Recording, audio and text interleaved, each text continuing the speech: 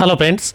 आज मैं आपको बताऊंगा कि सर्दियों में गाय भैंस को डायरिया है, दस्त है, पतला गोबर कर रही है या मौक हो गई है, जो भी नाम बोलते हैं, तो उस स्थिति में आप अपनी चाहे गाय हो या भैंस उसे क्या देना चाहिए। आज की वीडियो के अंदर आपको सिर्फ मैं बोलस व कुछ इस तरह के लिक्विड के बारे में ही बताऊंगा कि वह यदि आप अपने पशुओं को देंगे तो आप सर्दियों में होने वाले डायरिया दस्त को रोक सकते हैं। क्योंकि हर वेदर में जो डायरिया होता है वह अलग अलग होता है और उसमें कई तरह का जो ट्रीटमेंट है कई बार अलग अलग किया जाता है हर वेदर में। क्योंकि जो डायरिया होता है सर्दियों में बहुत ही ज़्यादा कई बार दिक्कत पैदा कर देता है पशुओं में।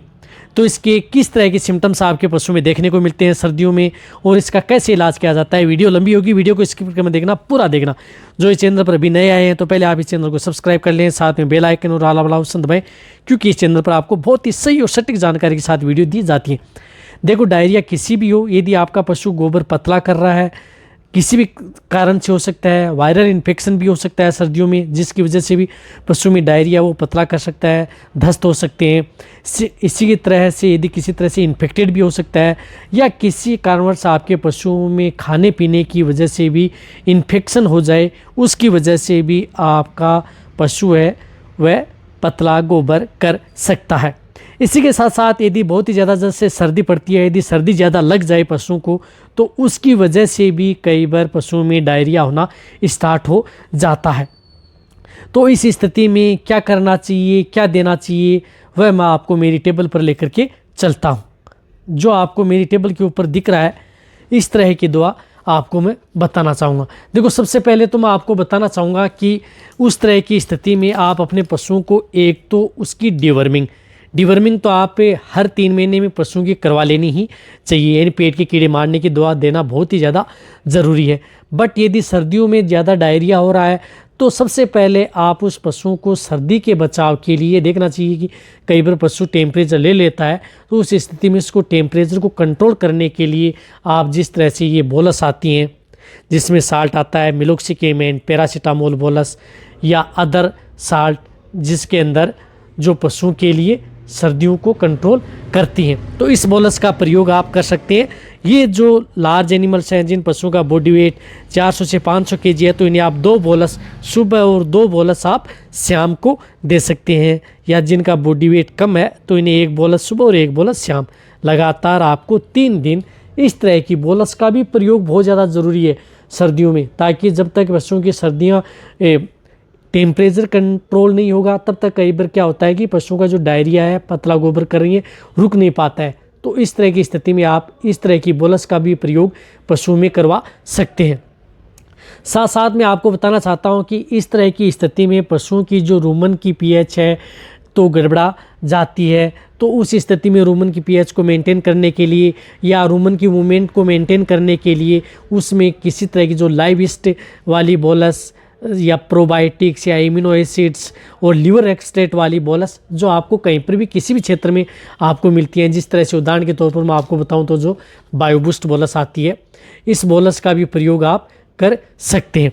ये बोलस भी है, इस बोलस के बारे में इसलिए बताया कि ये बोलस आपको कहीं पर भी किसी भी क्षेत्र में मिल जाएगी। रही बात यदि आप जो डायरिया दस्त में इस तरह की बोलस का प्रयोग करेंगे तो आपके जो पशु हैं वो एक खाना पीना भी साथ में नहीं छोड़ेंगे और कंटिन्यूटी खाना पीना भी करते रहेंगे। रही बात लीवर पर भी किसी भी तरह का कोई भी साइड इफेक्ट देखने को नहीं मिलेगा, क्योंकि डायरिया के अंदर सर्दियों के मौसम में किस तरह की एंटीबायोटिक बोलस का प्रयोग किया जाता है वह भी मैं आपको बताऊंगा। उस बोलस का भी आपको प्रयोग करवाना है, लेकिन आप इस बोलस का भी प्रयोग ज़रूर करवाना है ताकि पशु में किसी भी तरह की इंटरनल कोई दिक्कत न हो। ये भी जो लार्ज एनिमल्स हैं, बड़े पशु हैं, उनमें 2 बोलस सुबह और 2 बोलस शाम, ये भी लगातार आपको उसे 3 दिन उस पशु को खिलानी है। मीडियम साइज़ के हैं तो 1 बोलस सुबह और 1 बोलस शाम को आपको देनी है। रही बात इस तरह की बोलस यदि आप देंगे तो जो क्या है कि दूध देने वाले पशु हैं तो उसमें साथ साथ में दूध की मात्रा है वह भी कम नहीं होगी। रही बात पशुओं में रूमन की जो मूवमेंट है वो सुचारू रूप से चलती रहेगी। कई कमेंट कर सकते हैं कि सर जो बायोबूस्ट बोलस है उसका डायरिया से क्या रोल है। बहुत ही बड़ा रोल होता है। यदि आप साथ में प्रयोग कराएंगे तो कई तरह के बेटर रिजल्ट आपको देखने को मिल सकते हैं।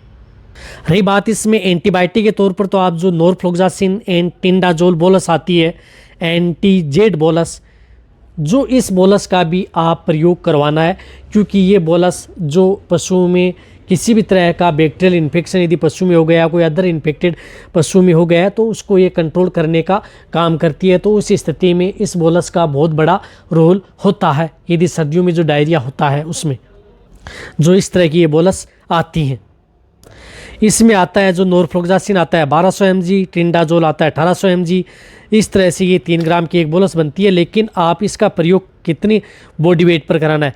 जिन पशुओं का बॉडी वेट 400 से लेकर के अबोव है यानी ऊपर है, तो ही आप उस पशु को ये 2 बोलस सुबह और 2 बोलस आपको शाम को अपने पशु में प्रयोग करवानी है लगातार 3 दिन। यदि आप 3 दिन यदि देंगे तो पशु में कई बार तो 1 दिन या 2 दिन देने पर ही आपके पशु में आराम आ जाता है। लेकिन यदि आराम नहीं आ रहा है तो आप 3 दिन इसकी डोज पशु में दे सकते हैं। जिन पशुओं का बॉडी वेट 200 kg तक है तो इन्हें आप सिर्फ 1 बोलस सुबह और 1 बोलस आप शाम को लगातार 3 दिन इसका प्रयोग कर सकते हैं। 3 दिन से ज़्यादा आपको इन बोलस का प्रयोग उन पशुओं में नहीं करवाना है। 3 दिन में ही उन पशुओं को आराम आ जाता है। तो इस बोलस का भी बहुत ही बड़ा रोल होता है। सर्दियों में यदि जो डायरिया हो जाता है वो ज़्यादा खतरनाक भी होता है, क्योंकि सर्दियों में बहुत ही ज़्यादा दिक्कत जो पशुपालक होते हैं उसको गोबर घेरने में बहुत ही ज़्यादा दिक्कत होती है। तो इसके लिए आप जब भी यदि इस तरह की दिक्कत देखने को मिले तो आप इस तरह की जो बोलस हैं उनका भी आप प्रयोग करवा सकते हैं। साथ साथ में आपको एक लिक्विड का भी प्रयोग कराना है यदि आपके पशु में कोई ज़्यादा दिक्कत हो जाए तो। रही बात आपको टेबलेट से ही आपके पशु में आराम आ जाता है।